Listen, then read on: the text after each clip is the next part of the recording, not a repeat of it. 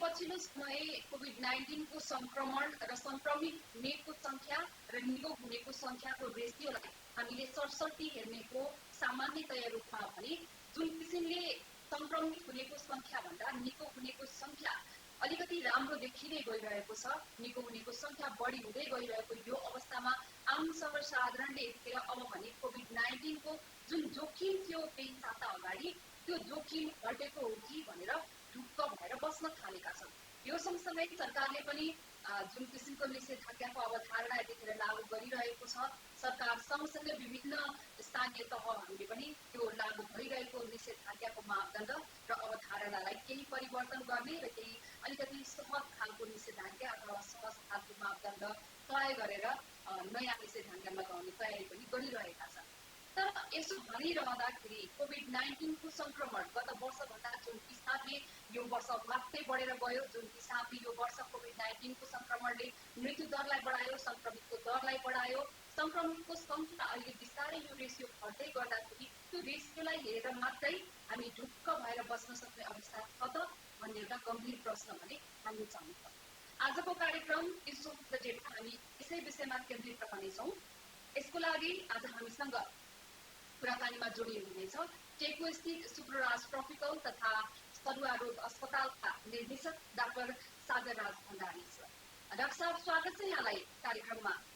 Doctor साहब, अब 2-3 साताको अहिलेको यो रेसियोलाई हेर्ने हो र अहिलेको पछिल्लो साताको मात्रै रेसियोलाई हेर्ने हो भने पनि संक्रमित हुनेको दर भन्दा निको हुनेको दर उच्च हुँदै गएपछि आम सर्वसाधारणले के भन्न सुरु गरेका छन् भने डाक्टर साहब, अब कोभिड-19 को त्यो जोखिमको फेज चाहिँ हामीले पार गरिसक्यौँ, अब ढुक्क हुँदा हुन्छ होला भन्ने त्यस किसिमको मानसिकता डेभलप हुँदैछ। डाक्टर साहब, के भन्न सक्नुहुन्छ?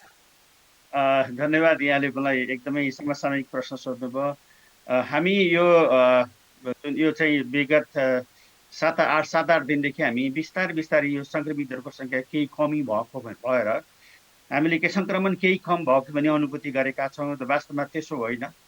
योभन्दा आज 10 दिन अगाडि जसरी यहाँले देखिराख्नुभयो हाम्रो आँगनमा, करिडोरमा र ग्यारेजमा पनि हामीले बिरामीहरूले चाहिँ बाध्य भएर चाहिँ उपचार गर्नुपर्ने अवस्था थियो। त्यो अवस्था चाहिँ अलिकति कम मात्रै भएको हो र अधिकांश त्यो किन त भन्दाखेरि काठमाडौँ उपत्यकाको कतिपय कम्युनिटी आइसोलेसन सेन्टरमा संक्रमित बिरामीहरू आइसोलेसनमा बसिराख्नु भएको छ। अन्य प्राइभेट अस्पतालहरूले पनि यो कोभिड-19 का केसहरूलाई रेस्पोन्स गरेको भएर त्यसरी डिस्पर्स भएर कम देखिएको हो र अहिले पनि हाम्रो यो अस्पतालको 85वटा अहिले बिरामी विभिन्न प्रकारका गम्भीर प्रकारका 85जना बिरामीहरूले चाहिँ उपचाररत हुनुहुन्छ।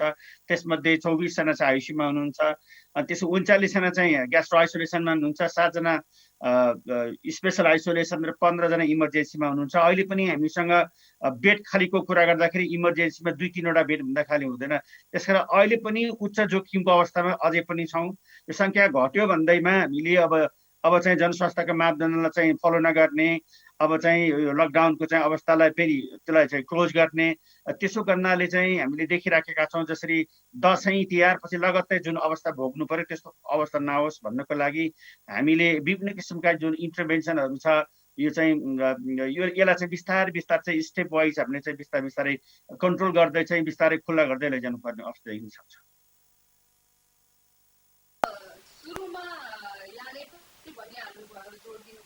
गम्भीर किसिमका गम्भीर प्रवृत्तिका बिरामीहरू, संक्रमित बिरामीहरूको संख्या घटेको छैन, उहाँहरूको चाप अझै पनि उस्तै छ। यो सूचना प्रवाह नहुँदाखेरि अथवा सर्वसाधारणले यसबारेमा जानकारी प्रशस्त नपाउँदाखेरि पनि अझै पनि यो संक्रमणको जोखिम छ भन्ने चाहिँ त्यस किसिमले यो सूचना प्रवाह नभएको हुन सक्छ।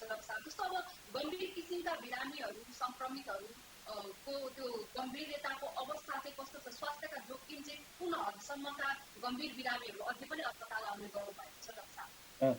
अब यस्तो छ, यो खास गरेर अब यो सबै काठमाडौँ उपत्यकाका बिरामीहरूलाई मात्र भन्दा पनि अहिले जुन जोखिम भनेको काठमाडौँदेखि बाहिर अति जोखिममा रहेका समुदायका व्यक्तिहरू, अहिले गम्भीर प्रकारका बिरामीहरू प्रायः जसो चाहिँ अहिले आइराख्नु भएको छ। अब काठमाडौँ उपत्यका बाहेक 17वटा जिल्लाका विभिन्न 17वटा जिल्लाका बिरामीहरू अहिले मेरो यो अस्पतालमा चाहिँ उपचाररत हुनुहुन्छ। खास गरेर गम्भीर प्रकारका अवस्थामा उहाँहरूले ल्याइएको हो। उहाँहरूले ल्याउने क्रममा अधिकांशको पिसिआर पनि टेस्ट गरिएको हुँदैन, कतिपयको चाहिँ ऱ्यापिड डायग्नोसिस टेस्ट मात्र गरिएको हुन्छ। त्यसकारण चाहिँ अब टाइममा चाहिँ काठमाडौँ जाँदाखेरि, अब यो अस्पतालमा जाँदाखेरि ज्यान जोगिएला भन्ने आशाले र कतिपय बिरामीहरूले चाहिँ अस्पतालहरूले पनि अब योभन्दा ठुलो अस्पतालमा लग्यो भने चाहिँ केही सहज हुनसक्छ भन्ने हिसाबले गर्दाखेरि धेरै बिरामीहरूलाई चाहिँ रिफर गरेर पठाइएको छ। अहिले हाम्रो अधिकांश बेडहरू अस्पतालको अलमोस्ट 50% बेडहरू चाहिँ बाहिरबाट आएको बिरामीहरू चाहिँ अकुपाइड भइरहेका छन्। जस्तो स्थानीय तहहरूले चाहिँ डाक्टर साहब के भनिरहेका छन् भने अहिले पछिल्लो समय स्थानीय स्तरमा भएका कोभिड-19 संक्रमित लागि भनेर छुट्याइएका अस्पतालहरू हामीले व्यवस्थित बनाएका छौँ। अहिले त अक्सिजन पनि एकदमै प्रशस्त मात्रामा उपलब्ध भएको अवस्था छ। त्यो कारणले गर्दाखेरि 1 महिना बितिसकेको स्थानीय तहका कुनै पनि बिरामीहरूले उपचार नपाएर छटपटाउनु पर्ने अवस्था छैन भन्नुभएको छ। तर केन्द्रको अवस्थालाई र केन्द्रको अस्पतालहरूमा देखिएको भिडको अवस्थालाई सरसर्ती हेर्दाखेरि यो पत्याउन सकिने अवस्था रहेछ डाक्टर साहब के छ? अब यस्तो छ, खास गरेर चाहिँ अब सबभन्दा पहिले जुन समुदायमा अथवा अन्य ठाउँहरूमा पनि जति पनि कम्युनिटी लेभलमा आइसोलेसन सेन्टरहरू बनाउनु भएको छ, एकदमै राम्रो काम गर्नुभएको छ। जुन अहिले धेरै बिरामीहरू चाहिँ अनावश्यक रूपमा अस्पताल जाने क्रम त्यसले रोकिएको छ, त्यसले कम भएको छ। र अर्को एउटा के भन्छ, प्रारम्भिक चरणमा उपचार गर्नुपर्ने काम ती आइसोलेसन सेन्टरहरूमा भइराखेको छ। सबै प्रकारका बिरामीहरूलाई अब उपचार गर्ने क्रममा कतिपयको गम्भीर अवस्था पनि पुग्न सक्छ। त्यस्ता गम्भीर प्रकारका बिरामीहरूलाई उहाँहरूले चाहिँ पठाएको चाहिँ अहिले चाहिँ हामीलाई जानकारी प्राप्त भएको छ। सबैलाई चाहिँ पठाएको होइन, गम्भीर प्रकारका व्यक्तिहरूलाई भोलि अब ती ठाउँहरूमा उपचार गर्दाखेरि उहाँहरूसँग भेन्टिलेटर नहुन पनि सक्छ, विभिन्न औषधि उपकरण नहुन सक्छ, त्यो प्रकारको टेक्निकल नोहाउ भएका एक्सपर्ट्सहरू नहुन सक्छ। त्यसले गर्दाखेरि बिरामीको इच्छा पनि हो र अर्को उहाँहरूले चाहिँ अब यो हायर सेन्टरमा चाहिँ अब एक्सपर्ट म्यानेजमेन्टको लागि पठाएको जस्तो मलाई अनुभूति भइरहेको छ। हुन्छ, अहिले चाहिँ सबैभन्दा धेरै जनचासोको विषय र सबैभन्दा धेरै जान्न चाहिएको विषय अर्को के पनि छ भने डाक्टर साहब कोरोना संक्रमण भइसक्यो। कोरोना संक्रमण भएर अस्पतालमा भर्ना होस् अथवा घरमै आइसोलेसनमा बसेर निको भएका बिरामीहरू किन नहुन्, उनीहरूलाई चाहिँ अब आगामी दिनमा चाहिँ यसको साइड इफेक्टहरू अझै पनि हुने हो कि अथवा धेरै जसो बिरामीहरूले चाहिँ आफूलाई अझै पनि कमजोरी महसुस भइरहेको छ भन्ने जस्तो गुनासोहरू गरिरहनु भएको छ। उहाँहरूको सवालमा पनि अलिकति प्रस्ट्याउने पाटो लाग्नै रहन्छ। डाक्टर साहबलाई म त्यो विषयतर्फ एकैछिनमा जोड्छु। अहिले तत्कालै फेरि देखिएको अर्को एउटा स्पष्ट पार्नुपर्ने कुरा के छ भने अब आउने दोस्रो र चौथो लहरमा बालबालिका धेरै इन्फेक्टेड हुन सक्ने सम्भावनालाई त अन्तर्राष्ट्रिय स्तरले नै घोषणा गरेको अवस्था छ। अहिले चाहिँ बालबालिकामा जुन मल्टी सिस्टम इन्फ्लेमेटरी सिन्ड्रोम भन्ने पनि भनिएको छ, इन्फेक्सनमा आउने र इन्फेक्सन भएका व्यक्तिको सम्पर्कमा आएका बालबालिकाहरू त्यसको जोखिममा रहनेछन् भनिएको छ। डाक्टर साहब, यसलाई पनि अलिकति स्पष्ट पारिदिनु। हस्, धन्यवाद। सबभन्दा पहिले हामीले चाहिँ जुन भ्याक्सिन लगाएको भनेको खास गरेर 18 वर्षदेखि माथिका व्यक्तिहरूलाई चाहिँ पार्सियली भनी हामीले भ्याक्सिन लगाएका छौँ। 65 वर्ष नागरिकलाई हामीले लगाइसकेका छौँ। अहिले 60 देखि 20कोलाई लगाइराखेका छौँ। तर अहिले ओझेलमा परेको भनेको चाहिँ हाम्रो 18 वर्ष मुनिका नानीहरू। त्यसैले गर्दाखेरि उहाँहरू उच्च जोखिममा हुनुहुन्छ। उहाँहरू ती नानीहरूलाई चाहिँ हामीले भ्याक्सिनेसन पनि गरेका छैनौँ। र अहिले भनेको चाहिँ अब हाम्रो समुदायमा सबभन्दा बढी चाहिँ क्लोज कन्ट्याक्टमा रहने चाहिँ घुलमिलमा रहनेको हाम्रो स्कुलका जुन यो 18 वर्ष मुनिका नानीहरू, त्यसकारण उनीहरूमा बढी जोखिम देखिन्छ। अहिले यहाँले भन्नुभयो मल्टिसिस्टम इन्फ्लामेटरी सिन्ड्रोम भनेको धेरै पुरानो टर्मिनोलोजी पनि हो।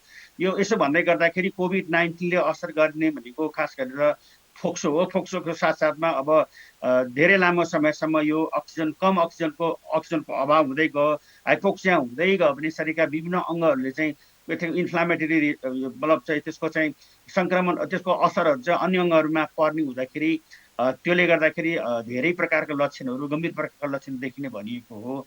त्यसकारण सबभन्दा मुख्य कुरा के त भन्दाखेरि अहिले देखिएको भन्दाखेरि बच्चाहरूलाई यो अब जसरी अहिले अन्य देशहरूमा पनि कतिपय चाइनाकै कुरा गर्दा 3 वर्षदेखि माथिका उमेरका समूहलाई पनि भ्याक्सिनेसन सुरु गर्ने, जस्तै इन्डियाकै कुरा गर्दाखेरि 12 देखि माथि उमेरका भ्याक्सिनेसन गर्ने भनिएको छ। अबको केही दिनपछि अथवा केही हप्तापछि ती उच्च जोखिममा रहेका हाम्रो नानीहरूलाई पनि भ्याक्सिनेसन लगाउनु पर्छ जस्तो हुन्छ। भ्याक्सिन मात्र अब ठुलो चिज होइन, त्यसको साथसाथमा अन्य कुराहरू जनस्वास्थ्यका मापदण्डहरूलाई पनि ती नानीहरूलाई अपनाउन असाध्यै गाह्रो हुन्छ। किन भन्दाखेरि सानो नानीहरू हुन्छ, उहाँहरूलाई चाहिँ डिस्टेन्समा मेन्टेन गर्न गाह्रो। अब सङ्क्रमित भयो भने चाहिँ बुवाआमाले चाहिँ 24 घन्टाका केयर गर्नुपर्ने, उहाँहरूलाई खुवाउन अप्ठ्यारो भएको, त्यसले गर्दाखेरि नानीहरूमा हुँदाखेरि अलिकति समस्या हुने, सङ्क्रमण उच्च के अरे जोखिममा रहने, त्यसले गर्दाखेरि त्यस्तो बनेको हो। अब अहिले चाहिँ एमआइआरसी भनेर जुन भनिदिएको चाहिँ विशेष गरी बालबालिकाहरूको मुटु, आँखा, फोक्सो, किडनी जस्ता अङ्गहरू सुनिने लगायतका यस्तो खालको बिरामी पनि हुन सक्छ। अझै कोभिड सङ्क्रमितले छोयो भने चाहिँ यो अलिकति त्यो जोखिमयुक्त हुन सक्छ र मृत्युसम्मै पुर्याउन सक्ने अवस्था पनि हो हो आउन सक्छ भन्ने हो समाचारहरू पक्कै पनि किन आएको त कारणले भन्दाखेरि गर्दा अब चाहिँ खास गरेर प्राइमरी हुने भनेको निमोनिया नै हो होइन। निमोनिया जब निमोनिया हुँदाखेरि चाहिँ शरीरमा अक्सिजनको मात्रा पुग्दैन, लामो समयसम्म अक्सिजनको मात्रा पुगेन भने तपाईँको किडनीमा पनि असर पर्न सक्छ, त मुटुमा असर पर्छ, त ब्रेनमा असर पर्न सक्छ।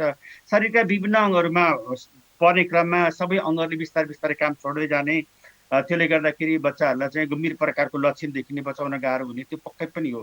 त्यसकारण चाहिँ यो चाहिँ मुख्य कुरा चाहिँ उहाँहरूले बचाउनको लागि हामीले अब एउटा प्रमुख हतियार भनेको एउटा खोपको कार्यक्रम पनि हो। खोपको कार्यक्रम पनि त्यो उमेर समूहका बच्चाहरूलाई पनि हामीले खोप लगाउनुपर्छ र ती व्यक्तिहरूसँग प्रत्यक्ष सम्पर्क रहने अन्य व्यक्ति उमेर समूहका व्यक्तिलाई पनि खोप बिस्तारै लगाउने, जनस्वास्थ्यका मापदण्डहरू चाहिँ एकदमै फलो गर्न लगाउने, यस्तो प्रकारका लक्षण भएका व्यक्तिहरूलाई जसको टेस्ट गरिएको हुन्न त्यस्ता व्यक्तिहरूलाई आइसोलेसनमा राख्ने, क्वारेन्टाइनमा राख्ने, जसले गर्दाखेरि चेन अफ ट्रान्समिसनलाई बन्द गर्न सकियोस्, अरूलाई सार्ने सम्भावनालाई कम गर्न सकियोस्। यी सबैका इन्टरभेन्सनहरूलाई प्यारालली लग्यो भने चाहिँ हामी तर्सनुपर्ने अवस्था छैन। खोपको विकल्प आइपुग्दासम्ममा अलिकति ढिला पनि होला। अब केटाकेटीको हकमा चाहिँ अभिभावकहरूले धेरै चिन्ता के व्यक्त गर्नु भएको छ भने कतिपय अवस्थामा गत वर्ष पनि कतिपय सङ्क्रमित बालबालिकाहरू सङ्क्रमण भएको पनि थाहा नहुँदै उनीहरूको लक्षण पनि नदेखिकन बालबालिकाहरू निको भइसकेपछि मात्रै सङ्क्रमण भएको रहेछ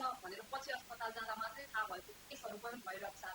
त्यो कारणले गर्दाखेरि अभिभावकहरूले चाहिँ के भन्नुभएको छ भने अब यस्तो हुन्छ, खास गरेर नानीहरूमा चाहिँ स्पेसिफिक जुन हामीले भनेको जुन एडल्टहरूमा देखेको लक्षणै देखिनुपर्छ भन्ने छैन। यसमा अटिपिकल लक्षणहरू देखिन्छ, जस्तै बच्चाहरूले खाना नचाहने होइन, उसलाई ज्वरो आइराख्ने, त्यसपछि चाहिँ अब यो चाहिँ बच्चाहरूको चाहिँ झाडाबन्ता हुने, त्यस्तो प्रकारको लक्षणहरू देखिन्छ जुन प्रायः जसो चाहिँ एडल्टहरूमा देखिँदैन होइन। प्रायः जसो बच्चाहरूमा अब छिट्टै चाहिँ हाइपोक्सियाको अवस्थामा आउने त्यस्तो गम्भीर प्रकारको लक्षण त्यो देखिने गर्दाखेरि हामी यी हाम्रो उमेर समूहका जुन नानीहरू छ उच्च जोखिममा भएकोलाई चाहिँ उनीहरूलाई बढी ध्यान दिनुपर्ने हुन्छ। अब अहिले अर्को एउटा त्यस्तै चाहिँ नेपालमा नयाँ किसिमको म्युटेसन अथवा नयाँ किसिमको भाइरस त्यो देखिएको छैन भनेर अस्ति स्पष्टीकरण नै दिनुपर्ने अवस्था पनि आयो।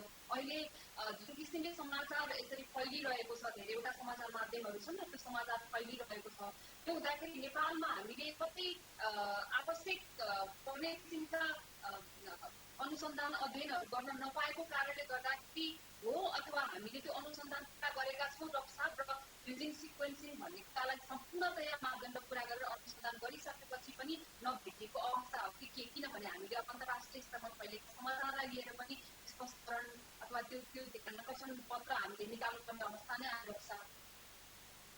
तपाईँको प्रश्न अलिक क्लियर भएन, इको आयो। तैपनि जुन यहाँले भन्नुभयो हो, हामीले कतिपय विभिन्न कारणहरूले टेक्निकल कारणले गर्दा थुप्रै अनुसन्धानहरू गर्न सकेको छ। जिन सिक्वेन्सिङको कुरा गर्दाखेरि झन्डै 1 वर्ष भयो जिन सिक्वेन्सिङको लागि कुरा उठाइएको।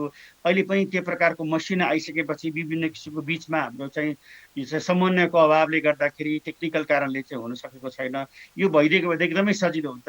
अब हामीले पनि अहिले पनि चाहिँ बाध्य भएर अरूले चाहिँ स्टडी गरेको, अरू अन्य देशमा चाहिँ स्टडी गरेको यो रिपोर्टका आधारमा हामीले चाहिँ यो म्यानेजमेन्ट गर्नुपर्ने हुन्छ, त्यो सम्बन्धमा बोल्नुपर्ने हुनसक्छ।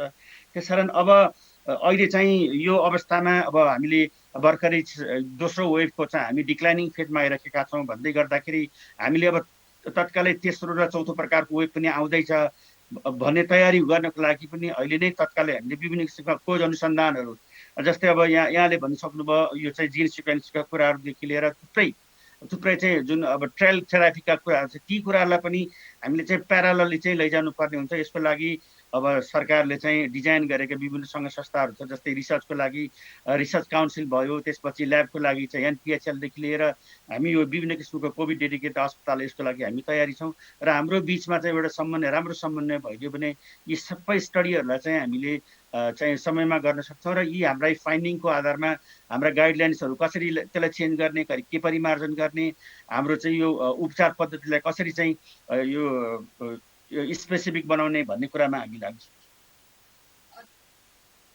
जस्तो टेकु अस्पतालको त अहिले यो कोभिड सङ्क्रमण नेपालमा गत वर्ष र अहिले फैलिएपछि जुन किसिमको सब छ, निकै सराहनीय यहाँहरूको योगदानको चर्चा धेरै राम्रो भएको छ, सबैले सराहना पनि गर्नु भएको छ। अब अहिले टेकु अस्पताल पनि स्वास्थ्य मन्त्रालयसँग र सम्बन्धित विभागहरूसँग सम्बन्धित निकायहरूसँग समन्वयात्मक भूमिका खेलिरहँदाखेरि बेला बेलामा हुने यस किसिमका राजनीतिक परिवर्तन सम्बन्धित निकायमा हुने परिवर्तनको कारणले गर्दाखेरि त्यसले काममा कस्तो किसिमको असर पार्न अलिकति टेक्निकल कुरातिर पनि गयो डाक्टर साहब। यहाँले कुरा उठाइरहँदाखेरि यो कुरालाई पनि तपाईँहरूले कतिको गाह्रो महसुस गर्नु भएको छ भन्ने कुरा पनि सोधिहाल्नु साहब। अब यही होस्, अब यो यसमा मुख्य कुरा चाहिँ अब यो चाहिँ हामीका अलिअलि कमी कमजोरी भनेको समन्वयको पाटोमा हरेक क्षेत्रमा छ। यो स्वास्थ्य क्षेत्रमा मात्र हरेक क्षेत्रमा समन्वयको अभावले गर्दाखेरि हामीलाई काम गर्न अलिकति अप्ठ्यारो अवस्था छ र पछिल्लो समयमा अब चाहिँ बिस्तारै यो समन्वयको पाटोहरू पनि फराकिलो हुँदै आइरहेको छ। र यो जबसम्म यो कोभिड-19को केसको लागि त अब चाहिँ स्वास्थ्य क्षेत्रले मात्र चाहिँ म्यानेजमेन्ट गर्ने भन्ने होइन, हरेक क्षेत्रले चाहिँ यो मल्टी सेक्टर भन्छ, सबै सेक्टरले चाहिँ यसलाई आफ्नो जिम्मेवारी महसुस गरेर चाहिँ गर्दाखेरि सजिलो हुने हो। र अहिले चाहिँ बिस्तारै त्यो माहौल बन्दै गइराखेको छ। अब हामी डिक्लाइनिङ फेजमा पनि गइराखेका छौँ। अब यो हामी मात्र होइन, अन्य विदेशी राष्ट्रहरूले पनि अहिले तेस्रो र चौथो चरणको तयारी गर्ने क्रममा पनि अझै पनि हामीलाई एकदमै फराकिलो भएर चाहिँ काम गर्नुपर्ने आवश्यकता आउन सक्छ। विभिन्न तयारीहरू पर्ने आवश्यकता आउन सक्छ। त्यसको लागि हामीले अलिकति गम्भीर भएर चाहिँ हिँड्नुपर्ने समय आएको हुनाले चाहिँ सबै हामी सेक्टरका मान्छेहरू अलिक सिरियस भएर काम गर्नुपर्छ। जस्तै अहिले कुरा गरौँ, अब हामी डिक्लाइनिङ फेजमा भनिराखेका छौँ। अहिले अब यो हुनसक्छ अर्को महिनादेखि लकडाउनलाई कसरी चाहिँ स्टेपिङ डाउन गर्ने भन्ने कुरामा पनि छलफल जारी गर्नुपर्छ। गत वर्ष पनि हामीले देखिराखेका छौँ, दसैँ तिहार पछि जसरी हामीले यो लकडाउनलाई चाहिँ क्लोज गर्दाखेरि अचानक गऱ्यौँ, त्यसका चाहिँ अब काठमाडौँभित्र आउने मानिसहरूको चाहिँ त्यो भिडलाई हामीले कन्ट्रोल गर्न सकेनौँ। काठमाडौँ एकदमै सङ्क्रमित भयो, त्यसलाई म्यानेजमेन्ट असाध्यै गाह्रो भयो। त्यस्तो अवस्था नआओस् भन्नको लागि हामीले जुन विभिन्न किसिमका इन्टरभेन्सनहरूलाई चाहिँ फेज वाइज म्यानरमा बिस्तारै त्यसलाई ओपन गर्दै लैजाने र विभिन्न स्टेक होल्डरको बिचमा यो डायलगहरू गर्नुपर्ने कुराहरू चाहिँ हामीले चाहिँ गर्नुपर्ने आवश्यकता देखिन्छ। अब यहाँहरूको अनुभवकै कुरा गर्नुपर्दा डाक्टर साहब, गत वर्ष र अहिले पनि भारतमा जुन किसिमको सङ्क्रमण फैलियो, लगभग 1.5 महिना अगाडि 2 महिना अगाडिबाट नै यहाँहरूले बारम्बार सम्बन्धित टिकालाई यहाँहरूको तर्फबाट सचेत गराउँदै आउनु भएको थियो, तर त्यो समयमा तयारीहरू पुग्न सकेन र त्यहाँ छिमेकी मुलुकको जस्तै एउटा दुर्भाग्यपूर्ण अवस्था हामीले पनि बेहोर्नु पर्यो स्वास्थ्य क्षेत्रमा। त्यो हामी सबैले मनन गर्नु नै पर्छ।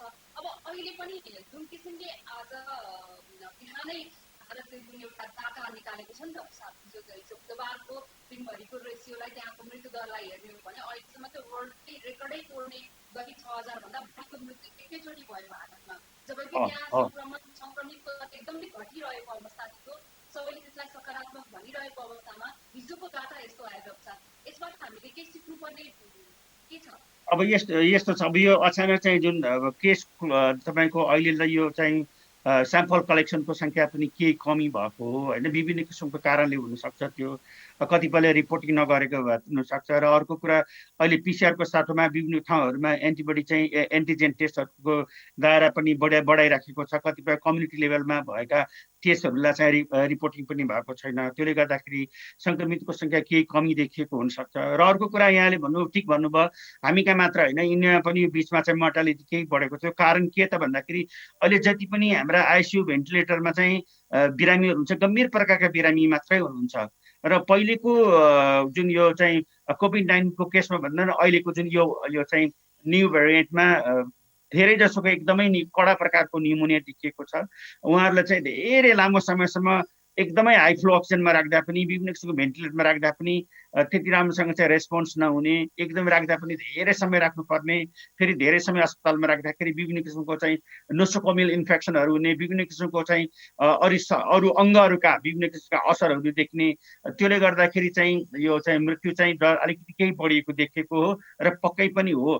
त्यसकारण चाहिँ अहिले यो बिचमा चाहिँ धेरै लामो जति पनि बिरामीहरू बसिराख्नु भएको छ, अधिकांश 2 देखि 3 हप्ता अगाडिदेखि यहाँ बसिराख्नु भएको छ, उहाँहरूले हामीले फर्काउन असाध्यै गाह्रो भइराखेको छ। गम्भीर प्रकारका बिरामीहरू हुनुहुन्छ। त्यसले गर्दाखेरि त्यो हो भने अर्कोतिर ती गम्भीर प्रकारका बिरामीहरूमा धेरै जसोमा कोमर्बिडिटी भएको हुनाले गर्दाखेरि मोर्बिडिटी चाहिँ यो समयमा अलिकति मोर्टालिटी बढी देखिएको हो।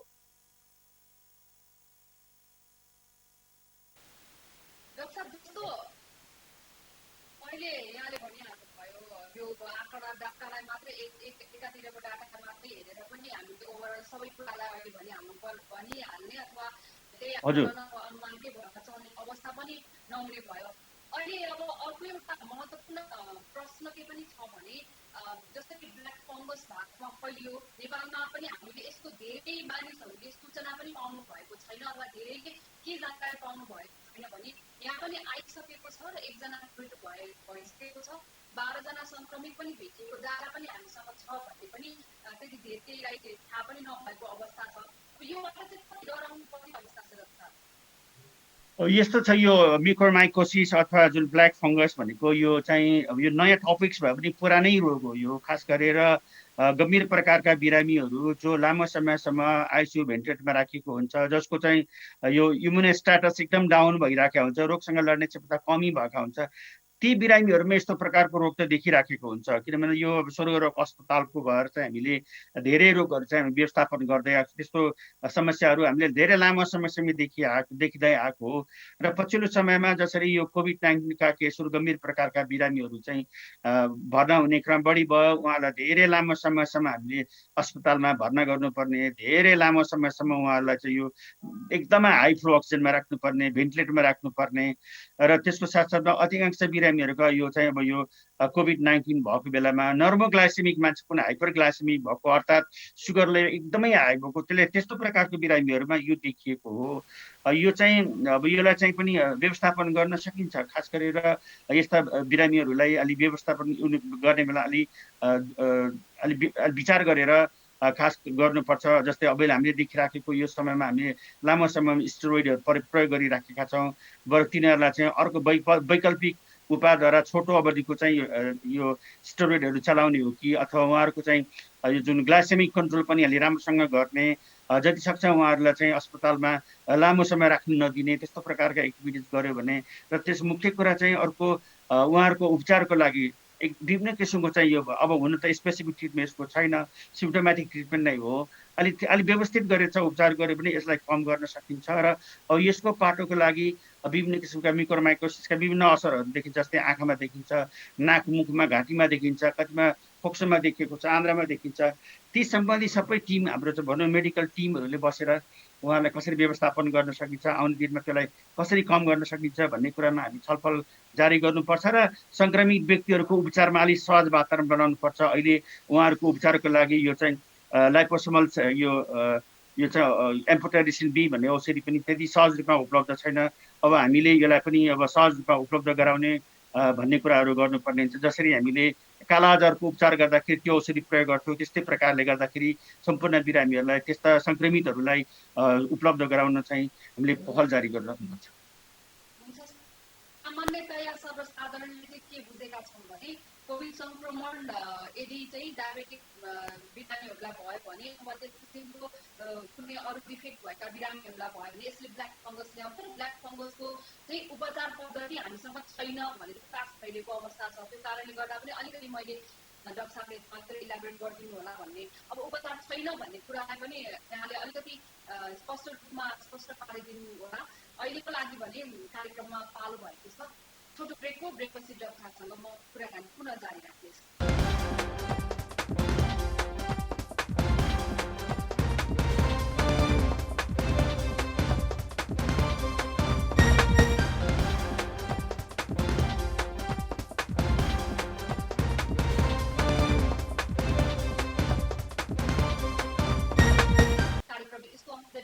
विशेष गरी अहिले पछिल्लो समय कोरोनाबाट सङ्क्रमित हुनेहरूको दर जुन रेसियो बढ्दै गइरहेको देखिएको छ, मृत्यु हुनेहरूको रेसियो पनि त्यही अनुसार, त्यो दर अनुसार बिस्तारै घट्दै गइरहेको देखिएको छ।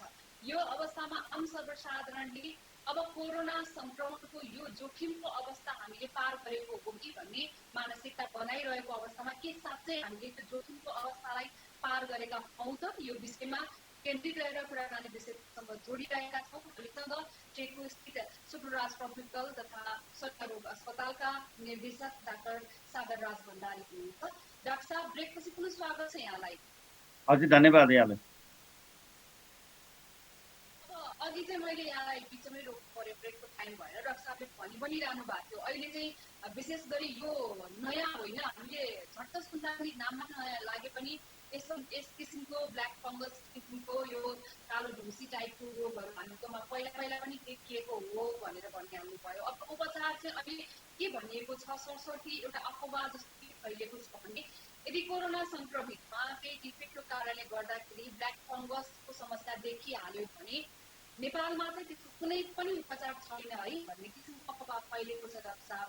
अब त्यो कारणले गर्दा पनि अलि त्रास जस्तो पनि देखिएको छ। यसमा पनि अलिकति स्पष्ट पार्ने। अब यस्तो छ, यसको चरणहरू पनि विभिन्न किसिमको चरणहरू हुन्छ होइन। खास गरेर यो चाहिँ तपाईँको यो यसको सङ्क्रमणको उच्चतम तहमा पुगिसकेपछि यसले चाहिँ विभिन्न किसिमको यो चाहिँ ब्रेनमा सम्म यसको असर पुग्ने होइन, विभिन्न किसिमको असरहरू देखिने गर्दाखेरि मान्छेको मृत्युसम्म पनि हुन सम्भावना हुन्छ। त्यसकारण यसका पहिले नै लक्षण भएको अवस्थामा यसले चाहिँ हामीले उपचारद्वारा सम्भव छ होइन। अब विभिन्न उपचार पनि अहिले भइराखेको छ, यहाँ देखिराखेको छ काठमाडौँमा पनि विभिन्न ठाउँमा यसको अपरेसन पनि भइराखेको छ होइन। त्यस्तै काठमाडौँदेखि बाहिर पनि उपचारहरू भइराखेका छ। त्यसकारण तर्सिनुपर्ने आवश्यकता छैन। यो औषधि चाहिँ अहिले बजारमा चाहिँ अभाइलेबल पनि छ। र मुख्य कुरा चाहिँ हामीले ध्यान दिनुपर्ने भन्दाखेरि यो ब्ल्याक फङ्गस मात्र होइन, कोभिड-19 मात्र होइन, अनि अब मुख्य कुरा चाहिँ हामी यसबाट कसरी बच्ने भन्ने कुरामै हामीले ध्यान दिनुपर्छ। तपाईँले भन्नुभएको थियो नि, झन् चाहिँ यो अब 14-15 महिनाको अवस्थामा हामी अब विभिन्न किसिमको वेबहरू पार गर्दै अब दोस्रो वेबमा पनि हामी डिक्लाइनिङ फेजमा गएका छौँ। अहिले पनि हामीले चाहिँ ढुक्क भएर चाहिँ बस्नुपर्ने अवस्था अहिले पनि छैन। किन भन्दाखेरि हामीलाई थाहा छैन यो कोभिड-19 कहिले इन्डिङ हुन्छ त थाहा छैन। लामो समयसम्म हाम्रो चाहिँ सधैँ रहन्छ। देखिराख्नु भएको छ हामीभन्दा कति शक्तिशाली राष्ट्रहरूको जुन अवस्था पुगेको छ, उनीहरू चाहिँ दोस्रो वेब, तेस्रो वेब, चौथो वेबमा पनि गइसकेको अवस्था छ। त्यसकारण यसले अवश्यमा भावी भोलिको दिनमा पनि यो हामीका त्यो अवस्था नहोला भन्न सकिँदैन। त्यसकारण चाहिँ हामीले अब चाहिँ के गर्नुपर्छ भने हाम्रो जीवनशैली, बाँच्ने शैलीलाई चाहिँ अलिक परिवर्तन गर्नुपर्छ। अब यसलाई सधैँ लकडाउन मात्र भनेर पनि हुँदैन। यसलाई कसरी हाम्रो जीवनका हरेक पाटोहरूलाई चाहिँ अलिक क्रियाशील बनाउनु पर्ने हुन्छ। अब त्यसकारण चाहिँ यसलाई चाहिँ हाम्रा यी सबै चिजहरू एक्टिभिटिज गर्नको लागि यो जनस्वास्थ्यका मापदण्ड, खास गरेर सामाजिक दूरीका कुरालाई एकदमै ध्यान दिनुपर्ने हुन्छ। त्यसपछि मास्कको कुरा भयो, मास्क अनिवार्य प्रयोग गर्ने कुराहरू, ह्यान्ड हाइजिनका कुराहरूलाई एकदमै ध्यान दिनुपर्छ। मुख्य कुरा हामीले अहिले चाहिँ गर्नुपर्ने भनेको यो भिडभाडको चाहिँ भयो, भोज भतेरका कार्यक्रमहरूलाई चाहिँ बिस्तारै रोक्दै गर्नुपर्छ। र यो चाहिँ यसबाट बच्नको लागि प्रमुख कुरा भनेको चाहिँ अघि यहाँलाई मैले भने भ्याक्सिनेसन हामीले विभिन्न चरणमा लगाइसकेका छौँ, विभिन्न उमेर समूहले लगाइराखेका छौँ। जो यसबाट चाहिँ वञ्चितीकरणमा परेका छौँ उहाँहरूलाई पनि जुनसुकै भ्याक्सिन भए पनि हामीले चाहिँ यथाशीघ्र ल्याएर चाहिँ लगाउनु पर्यो। अब खास गरेर अहिले चाहिँ असर परेका व्यक्ति भनेको 65 वर्षदेखि माथिका उमेर समूहका व्यक्तिहरूलाई हामीले उहाँहरूलाई पहिलो चरणमा लगाएपछि 8 देखि 12 हप्ता भनिराखेका थियौँ। अहिले भ्याक्सिन उपलब्ध छैन। अहिले फेरि अब यो चाहिँ अब विभिन्न लिटरेचरमा 12 देखि 16 हप्ताभित्र दिँदाखेरि पनि त्यतिकै इफेक्टिभनेस रहने भनेर चाहिँ 12 देखि 16 हप्ता बिचमा लगाउने भनेर चाहिँ भनिएको छ। र आशा गरौँ अब चाहिँ विभिन्न हामी यो चाहिँ भनौँ न सरकारका विभिन्न लेभलमा पनि कुरा भइरहेको छ। सबैले चाहिँ यसको बारेमा चाहिँ आवाजहरू उठाएको भएर चाहिँ हरेक क्षेत्रबाट यसलाई चाहिँ हेर्ने दृष्टिकोण अलिकति फरक छ। र यो विगत केही दिनमा केही सकारात्मक सन्देशहरू पनि प्राप्त भएको छ। अबको दिनमा हामीले भ्याक्सिन पाउँछौँ कि भन्ने आशा छ। र भ्याक्सिन भनेको एउटा चाहिँ यो प्रोटेक्सन गर्ने एउटा एक चरणको मात्र काम गर्छ। र यी चिजहरूलाई गर्नको लागि हामीले अलिअलि बिस्तारै यो चाहिँ हाम्रो दायराहरू बढाउँदै लैजाने। अब जस्तै अहिलेको कुरा गर्दाखेरि सङ्क्रमण काठमाडौँ उपत्यकामा जुन बिस्तारै घट्दै गइरहेको छ भने बाहिर चाहिँ बढ्दै गइरहेको छ। ती ठाउँहरूमा चाहिँ सङ्कलन अहिले पनि यो हाम्रो कन्ट्याक्ट इन्भेस्टिगेसन, कन्ट्याक्ट ट्रेसको दायराहरू बिस्तारै बढाउँदै जाने, लक्षण भएका व्यक्तिहरूलाई अहिले पनि आइसोलेसनमा राख्ने, ती गर्न सकिएको छैन। अधिकांश देखिराख्नु भएको छ कतिपय सङ्क्रमित भएको ठाउँहरूमा एउटै घर परिवारका 4-5 जना व्यक्तिहरूको चाहिँ पनि एकदमै ज्यान गुमेको हामीले देखिराखेका छौँ। त्यसरी यी सबै क्षेत्रहरूमा बिस्तारै नाचिकन हामी धैर्य लिएर चाहिँ अब चाहिँ भोलिका दिनमा हुन सक्ने जोखिमलाई ध्यान दिएर चाहिँ हाम्रो एक्टिभिटिजहरूलाई चाहिँ प्यारालली लैजानु पर्छ। अहिले चाहिँ सर्वसाधारणको मानसिकतालाई बुझ्न अलिकति गाह्रो छ डाक्टर, किनभने सुरुमा चाहिँ अब यहाँनिर भ्याक्सिनेसनको यो सुरुवातै यहाँबाट भयो। एउटा सही समाचार त्यो बेला नै यहाँले सम्प्रेषण गरिदिनु भएको थियो। भ्याक्सिन तपाईँले ढुक्क भएर लगाउनुहोस्, मैले लगाएँ भनेर तपाईँले सूचना पनि प्रवाह गरिदिनु भएको थियो। त्यो सुरुवात हजुर यहाँबाट भयो। जस्तो अब त्यो बेलामा चाहिँ भ्याक्सिन लगाउन नजाने अथवा जान डराउनेहरू चाहिँ अहिले चाहिँ भ्याक्सिन लगाउनु भएको छ, राम्रो पार्ट छ। भ्याक्सिन ल्याउनको लागि सरकारले पहल पनि गरिरहेको छ। अब बिस्तारै बिस्तारै आउला पनि त्यो पनि राम्रो बाटो भयो। अब भ्याक्सिन डबल डोज लगाइसक्नु भएकाहरूको मानसिकतामा चाहिँ के छ भने अब हामी चाहिँ मास्क बिना नै जहाँ पनि जाँदा हुन्छ, अथवा हामीले चाहिँ एउटा सामान्य रूपमा पहिले यो कोभिड-19 सङ्क्रमणभन्दा अगाडिको जीवनशैली नै अप्नाउँदा हुन्छ भन्ने किसिमको त्यो मानसिकता डेभलप भइसकेको छ फेरि अहिले। अब त्यो चाहिँ कतिको घातक हुन सक्छ, अथवा डबल भ्याक्सिन लिइसक्नु भएकाहरूले पनि अनुशासनमा रहनको लागि के गरिदिनुपर्छ रहेछ? यस्तो छ, यहाँलाई अघिले मैले भने नि त, यो भ्याक्सिन दुनियाँमा कुनै पनि भ्याक्सिन 100% प्रोटेक्सन गर्ने भ्याक्सिन हुँदैन। हामीले बुझ्नुपर्ने भ्याक्सिन लगाइसकेपछि शरीरमा एन्टिबडी बन्ने मात्रै हो। एन्टिबडीले त्यो भाइरस विरुद्ध चाहिँ भित्र प्रवेश नगरोस् भनेर लड्ने मात्रै हो, त्यसलाई सिल प्रदान गर्ने हो। यदि कुनै पनि व्यक्तिको शरीरमा त्यो भाइरस छ भने त्यो भाइरस जुन भ्याक्सिनले स्टेरिलाइजिङ इम्युनिटी अथवा त्यो भाइरसलाई मार्न सक्दैन। त्यसकारण लगाएको व्यक्ति पनि अब चाहे एउटा होस् अथवा दुईटा लगाएको पनि व्यक्तिमा सङ्क्रमण हुने चाहिँ सम्भावना त्यत्तिकै छ होइन। र ऊ व्यक्तिबाट चाहिँ फेरि अरूलाई सर्ने सम्भावना त्यत्तिकै रहेछ। अब मुख्य कुरा चाहिँ त्यो लगाए तापनि हामीले जनस्वास्थ्यका मापदण्डहरू चाहिँ पालना गरेन भने चाहिँ यसले चाहिँ के हुन्छ, ऊबाट चाहिँ अरूमा सर्ने सम्भावना बढी भयो नि। त्यसकारण चाहिँ अघि पनि भने, त्यसकारण चाहिँ यसबाट बच्नको लागि हामीले हाम्रो जीवनशैलीलाई अलिकति परिवर्तनै गर्नुपर्ने हुन्छ। हामीले देखिराखेका छौँ अहिलेको जमानामा विभिन्न किसिमको यो हामी सामाजिक सञ्जालमा चाहिँ सूचनाहरू हेर्छौँ। कतिपयले चाहिँ मास्कलाई काटिएको देखिराखेको छ। कतिपय सरकारले अब चाहिँ मास्क नलाइकन चाहिँ बजारले घुम्न सकिन्छ भन्ने सन्देशहरू दिइरहेको छ। त्यस्ता चाहिँ भ्रामक सूचनाहरूलाई चाहिँ हामीले चाहिँ सम्प्रेषण गर्न पनि हुँदैन, त्यसलाई ग्रहण पनि गर्न हुँदैन।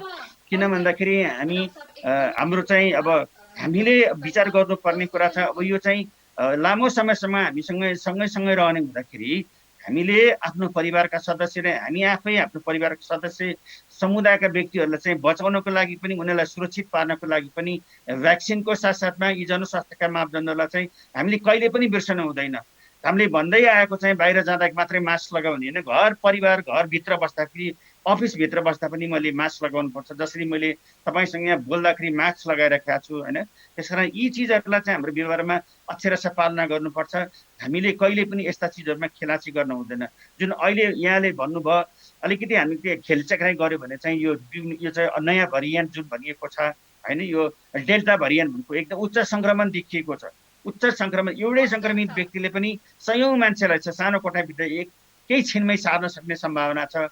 र अर्को डरलाग्दो समाचार फेरि के आइरहेको छ भन्दाखेरि अर्को चाहिँ यो भेरिएन्ट पनि इन्डियामा चाहिँ देखिराखेको छ। त्यो अहिले जुन यो डेल्टा भेरिएन्ट भन्दा नि 50% बढी मोर ट्रान्समिसिबल, मोर सिरियस छ भन्ने देखिराखेको छ। त्यसकारण चाहिँ त्यस्ता प्रकारका गम्भीर प्रकारका जुन भेरिएन्टहरू नआओस् भन्नको लागि हामीले जीवनशैलीमा परिवर्तन गर्ने र सबैलाई चाहिँ सहजीकरण गरिदिने कामहरू चाहिँ गर्नुपर्छ। त्यो चाहिँ कहिले पनि बिर्सनु हुँदैन। धेरै धेरै धन्यवाद डाक्टर साहब, यहाँलाई यो महत्त्वपूर्ण समय र कुराकानीको लागि धन्यवाद डाक्टर साहब। धन्यवाद बहिनी, धन्यवाद खास। यतिखेर टेकु स्थित सुपरराज ट्रपिकल तथा सरुवा रोग अस्पतालका निर्देशक डाक्टर शान्तराज भण्डारी हुनुहुन्थ्यो। पछिल्लो समय यो रेसियो घट्दै गर्दाखेरि आम जनमानसमा जुन किसिमले एक किसिमको भ्रम जस्तो पनि देखिएको छ, त्रास जस्तो पनि देखिएको छ, त्यो कारणले गर्दाखेरि विशेष गरी लामो समयदेखि विगतको वर्ष र यो पटक पनि धेरै नै योगदान दिइरहनु भएका डाक्टर शान्तराज भण्डारीले हामीलाई यो विषयहरू बारेमा केही स्पष्ट पारिदिनु भएको छ। आजको कार्यक्रमले शब्द दिएको समय सकिएको छ। न्युज 24 टेलिभिजन हेर्दै रहनुहोला। नमस्ते।